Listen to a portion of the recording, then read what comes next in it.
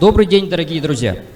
Сегодня канун священного для всех нас дня, 79-й годовщины победы нашего народа в Великой Отечественной войне. В этот день мы отдаем дань памяти нашим воинам, освободившим мир от коричневой чумы фашизма, возлагаем цветы к памятникам и мемориалам. Чествуем наших дорогих ветеранов войны и трудового тыла. Вместе с тем, сегодня наша страна проходит очередное испытание. И на полях специальной военной операции наши воины снова стоят на передовой борьбы с нацизмом. Сегодня среди нас есть новый герой нашей страны, получивший золотую звезду Героя России за проявленное мужество и самоотверженность при исполнении боевых задач, на твердые плечи которых легла ответственность за мирную жизнь и будущее России. Уже 7 якутян удостоены высшего звания за заслуги перед государством и народом, связанного с совершением героического подвига.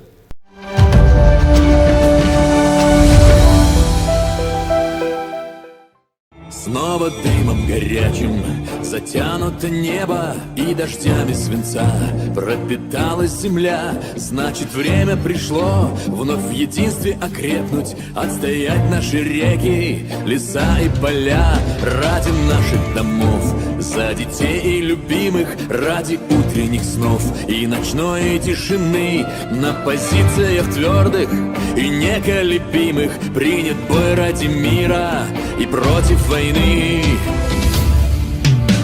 Победа будет за нами, и гордо поднято знамя, и вновь на марше колонны броня, как прежде, крепка, и в справедливости силы сердца и души едины. Победа будет за нами, и будет мир на века, будет мир на века. Снова горькие шрамы тревожат нам память, не забыто ничто и никто не забыт. Но нельзя безнаказанно и злобу оставить, и сметен будет враг и навеки разбит. Ради наших домов, за детей и любимых, ради утренних снов и ночной тишины. На позициях твердых и неколебимых принят бой ради мира и против войны. Победа будет за нами, и гордо поднято знамя, и вновь на марше колонны броня, как прежде, крепка, и в справедливости силы сердца и души едины. Победа будет за нами, и будет мир на века, будет мир на века.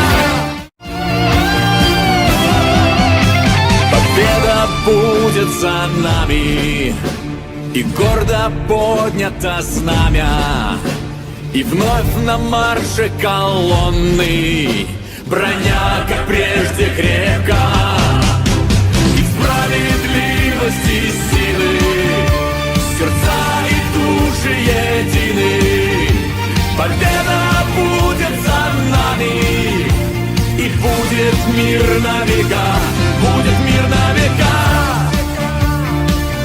будет мир на века. Будет мир на века,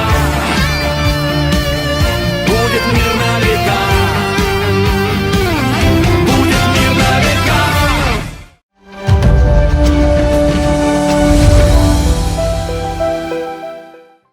Сегодня мы проводим разговор о важном с героем России, участником специальной военной операции на Украине, командиром мотострелкового батальона 252-го мотострелкового ордена Суворова и Александра Невского полка, 3-й мотострелковой Вислинской краснознаменной орденов Суворова и Кутузова дивизии, 20-й гвардейской общевойсковой армии Западного военного округа, гвардии майором Николаем Сергеевичем Соболевым. Дорогие друзья, Николай Соболев родился в семье военнослужащих. И с нами сегодня находится его отец Сергей Владимирович Соболев, кадровый военный, член Общественной палаты Республики Саха-Якутия 4-го созыва, преподаватель школы номер 10 города Якутска. Сергей Владимирович дал своему сыну, несомненно, очень многое. а главное, воспитал из него настоящего героя, защитника нашей Родины. Приглашаем на сцену модератора нашей встречи Анатолия Николаевича Храмова, командира отряда БПЛА, офицера инженерных войск, участника специальной военной операции, награжденного медалями за отвагу, Суворова, за боевые отличия, а также за воинскую доблесть первой и второй степени. Когда принято было решение о проведении такого мероприятия, да, мы, получается, решили так, что пусть будет разговор с двумя военными, мы будем отвечать на наши вопросы, то есть передавать и рассказывать. Начнем с того, что, пожалуйста, немножко о себе. Насколько мы знаем, что с детства, значит, Николай занимались военно-патриотической работой в патриотическом клубе, так же, как эти ребята. И несколько, вот, наверное, воспоминаний, тем более это вот особо близко будет тем, кто здесь находится. Так, ну всем добрый день еще раз. Ну, в военно-патриотическом клубе много времени провел на самом деле. Это мой 7, 8, 9 и 10 класс прошел. Ну из самых таких моментов у нас в 2010 году проводили здесь соревнования трехдневные. Это прямо на базе ДОСААФа происходило, якутского. Нас вывозили на Табагу на 3 дня. Там и участвовали и МВД, причем принимало участие, он даже на базе их, можно сказать, было построено. Там очень серьезные соревнования были с учетом... Якутский ОМОН там был, вот подсказывает точно. Там был... разные виды мероприятий производились, там, начиная от стрельбы, заканчивая самым банальным ориентированием. То, что это даже очень помогло мне в будущем. Нас научили, как правильно ориентироваться, как не заблудиться в лесу, грубо говоря. В принципе, вот так. И вот так вот мы немножечко отслеживаем как раз путь становления. И после школы было военное училище. Что повлияло на выбор профессии стать профессиональным военным? Я понимаю, наверное, и роль отца тоже пример сыграл свою роль. На самом деле, я этот вопрос уже задаю себе 11 лет, находясь в армии. Почему я стал военным? Я вообще хотел быть, в детстве мечтал быть режиссером, потом хотел стать человеком науки, учил физику, думал, пойду инженером-нефтяником. Даже поступал, все прошел, и тут что-то как-то в последние моменты я решил, пойду я в двоку. И все, как-то жизнь связала и решил остаться. Видать, все-таки, как показала практика, это мое. И вот касательно все-таки военного училища. ДВОК, он у нас в Благовещенске находится, имени маршала Рокоссовского, одно из очень известных таких училищ. И, наверное, тоже для ребят, которые думают, несколько слов о том, что такое военное училище и как оно, чем отличается от вуза и что дает. Как вот ты по себе, по своему примеру? Дальневосточное общевойсковое командное училище, это, я считаю, это одно из самых сильных пехотных училищ в нашей стране, невзирая на то, что существует Московское военное общевойсковое командное училище. У нас даже со мной однокурсник учился, он на 2-м курсе перевелся в Мослоку. И вот он нам через месяц уже звонил и говорил, я хочу вернуться обратно в училище. Потому что у нас в училище все основывалось на практике. У тебя минимум теории, постоянно мы жили в полях, вечно в стрельбы, что-то тактика, морозы эти. А у них как-то с января месяца начиналась строевая подготовка к 9 мая. И вот так оно и произошло. А в плане, все-таки это лучшее училище, я в любом случае скажу. И, наверное, не знаю, назвать это счастьем, назвать это таким выбором. Все-таки военные учатся для того, чтобы в конечном итоге главный экзамен — это защита Отечества. А кому-то, видимо, нам выпала такая доля именно принять участие в боевых действиях. И, наверное, к моменту, когда случилось СВО, наверное, тот опыт, который в войсках был, наверное, он накоплен, наверняка, стремились, готовились, учились, все равно, что такое служба в армии и какая она должна быть, какая подготовка по своему примеру, потому что все-таки с первых дней СВО, с середины, допустим, июня, да, с июня, с начала июня, все-таки тоже ничего не зная, уже с каким-то багажом прибыл туда.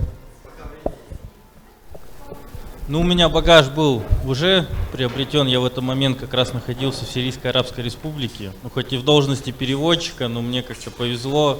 Я попал сразу к группе специального назначения. И я с ними, они меня натаскивали где-то на стрельбу, с ними постоянно ходил, на боевые вылазки я с ними ходил. Мне это прям нравилось. Я приехал, как раз уже, я в апреле приземлился. И пришел в первую очередь командиру части и сказал: все, давай отправляй меня в зону боевых действий. То есть без задней мысли, потому что я знал, я учился на это моя задача основная. И как в фильмах офицеров говорят, есть такая профессия, родину защищать, значит время пришло. И спокойно, со спокойной душой я знал то, что у меня еще училищная практика очень сильная, база была, плюс в войсках то, что мы где-то натаскались, плюс еще и сирийский опыт у меня пошел, и я без задней мысли, все, вперед. Ну и теперь уже касаясь непосредственно боевых действий. 252-й полк, 3-я дивизия, это получается вы через Валуйки сразу заходили на Харьков, оттуда и начали. Вот. И мы также заходили в свое время тоже через Харьков, также на соседних направлениях, мы с полком в соседних посадках стояли, получается. Вот такой момент, наверное, есть понятие солдат, военнослужащий, да, который выполняет приказы. Это тяжело, на плечах солдата выносится вся война, конечно. Но чтобы это было возможно, организовать, это роль командира. И когда командир это может, допустим, только тогда, несмотря на то, что ведется огонь, на то, что это какие-то условия идут экстремальные, коллектив воинский, подразделение, оно способно выполнять задачи. И вот ваш батальон, сразу батальон начали, что ли, уже? А войну в каком звании? Вот, начав войну с старшего лейтенанта, за пару лет стать майором. Такое было только в Великой Отечественной, ну и в Афгане есть исключительные случаи. Поэтому прошу про это рассказать. Прошло не так много времени, а на груди 2 ордена мужества и медаль за отвагу.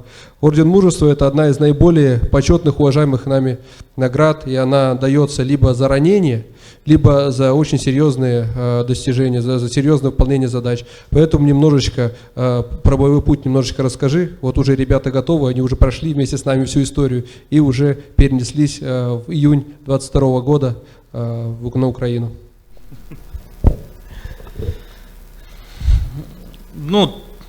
Первый орден мужества у меня произошел за боевое столкновение в августе. 14 августа у нас была задача. Я непосредственно сам ходил вообще в любых стрелковых боях, я принимал сам участие. Я взял с собой количество 7 человек, группу, и мы решили пойти в разведку. Просто полазить по лесу там. Думали, проходили, 2 километра нагуляли, противника не встретили. Мы еще так улыбаемся, такие смеемся, типа, странно, лес пустой, с кем мы тут воюем, тогда мы тут 2 недели. Возвращаемся, и на обратном пути мы нарываемся на опорный пункт противника. Там сидело около 45 человек. У нас завязался бой. Несмотря на наше малое количество, у нас получилось подтвержденными 28 уничтоженного противника и 18 человек, это которые были 300-ми. С минимальными потерями мы вышли, невзирая на то, что мы попали еще и в кольцо, оказалось. Вот это первая моя боевая самая награда была. Вторая попроще. Мы подбили ЦВ-90, это шведская БМП, которая сейчас по параду Победы катается, в парке Патриот в Москве находится. Это самые такие теплые воспоминания за эту машину. Им только дали в июле 23 года эту машину, и мы уже 24 числа я ее уже непосредственно вытаскивал. А медаль за отвагу — это вообще самая лучшая медаль, считается даже среди нашего рядового, любого военного состава. Это окопная медаль. Я находился в неочередном окружении в 22 году в сентябре. В ходе боя мы вышли из кольца, и все нормально. Подходя к тому событию по звезде Героя, это вообще исключительная награда, и вот как ее по совокупности или за какой-то эпизод представили? У нас поступила задача в августе 23 года, 21 августа, в 5 утра мне поступила задача выдвинуться на определенный рубеж. Это в 30 километрах от нас находилось. Мы не знали ни ситуации, ни обстановки, ни местности, абсолютно ничего. Мне сказали, в 8 утра ты уже должен начать штурмовые действия на определенных направлениях. Ну, есть так точно. Мы собрались, быстренько поехали туда, не знаю куда. В 8 утра завязался уже бой у нас. Мы выбили противника. И в течение 7 дней мы продолжали наступательные сами действия, в ходе которых мы заняли, забрали определенные участки местности, лесопосадки, продвинулись вглубь на 3 километра, и по фронту у нас вышло до 5 километров. Уничтожили очень много противника, появилось у нас натовские трофеи, много информации узнали. И причем мы вышли с очень минимальными потерями, несмотря на то, что против нас было 2 элитных подразделения.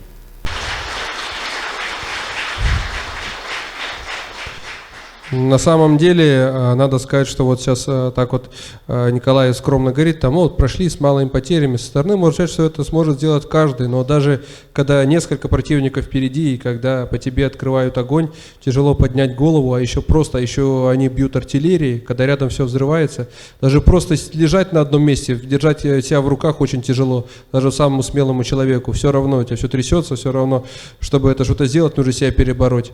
А когда вопрос идет, сколько выполнить задач надо, еще тяжело, что это в фильмах может быть так просто, что, допустим, там человека ранили, он там идет, стоит, на него несколько пуль, он идет дальше. На самом деле это тяжело, и люди получают ранения, и нужно в этом не составить ребят живыми и выполнить поставленную задачу. Это на самом деле очень тяжело для командира, и это такие подвиги, то, что это сделано, это на самом деле очень тяжело и непросто. И то, что такие люди у нас есть, это для нас всех большая гордость. Надо понимать, чего стоит эта награда. И надо такими людьми гордиться. Человеку что вот нужно, какие качества иметь нужно, чтобы выполнять боевые задачи, быть воином. Я понимаю, что у нас физическая подготовка очень сильная, бегать, еще раз бегать, это с училища еще начиная, но в совокупности, вот, допустим, особенно для парней, которые хотят в армию служить, те какие-то вот вещи, которые нужно в себе воспитывать, нужно в себе какую-то закалку, знания какие-то иметь, что бы посоветовал, чтобы вот ребята запомнили? Да, я всегда говорю, на самом деле достаточно все просто. Уметь думать. Быть всегда с холодной головой, невзирая на все эмоции, на все. Нужно правильно оценить обстановку, применять верные решения. Это, немножечко удачи, в принципе, все. Это вот самое главное, это наш интеллект. Развиваться и уметь думать. Правильно оценивать обстановку. Ребята, есть у кого вопросы зала? Вам когда-нибудь было слушать? Конечно. Именно когда?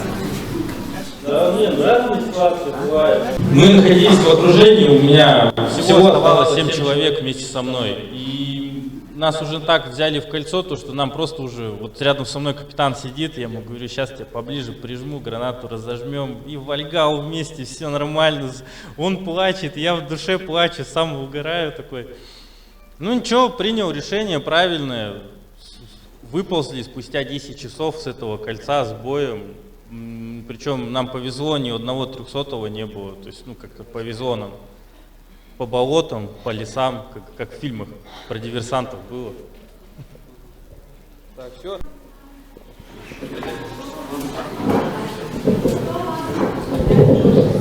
На самом деле все просто. У меня мой прям вдохновитель, это маршал Советского Союза Константин Константинович Рокоссовский. Я его до сих пор считаю, это один из самых великих командующих, что в советское время, что даже в настоящее. В завершение, ребята, первое, конечно, сейчас скажу большое спасибо, но перед этим советы вы сказали, и теперь, наверное, пожелания всех присутствующих от Николая Соболева, героя Российской Федерации. Самое главное здоровье, Самое главное здоровье, и в наше неспокойное время цените жизнь, будьте почаще со своей семьей, это на самом деле такие редкие возможности, когда вам удается с ними побывать. Любите друг друга.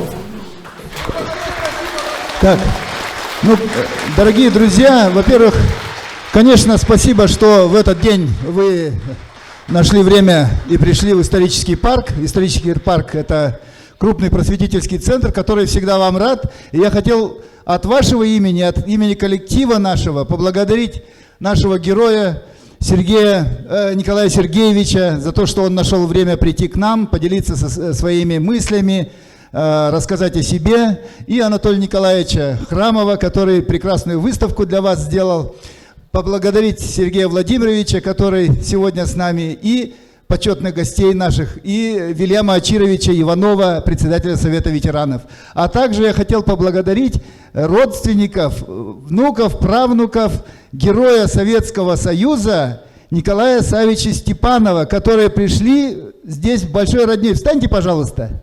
Вот это символ передачи поколений, символ передачи, это история, понимаете, которая должна сохраняться в наших сердцах и в нашей памяти. Я на память о нашей встрече хотел Николаю Сергеевичу подарить книгу, и она со смыслом так получилась. Вчера состоялась церемония вступления в должность президента Российской Федерации. А, значит, куратор всей нашей системы, научный редактор нашей системы Мясников Александр Леонидович издал эту книгу буквально 2 месяца назад. И я хотел эту книгу вам вручить. Спасибо большое. Верховный главнокомандующий наш, с которым мы точно не пропадем. Ну и такую же книгу Анатолию Николаевичу. Спасибо.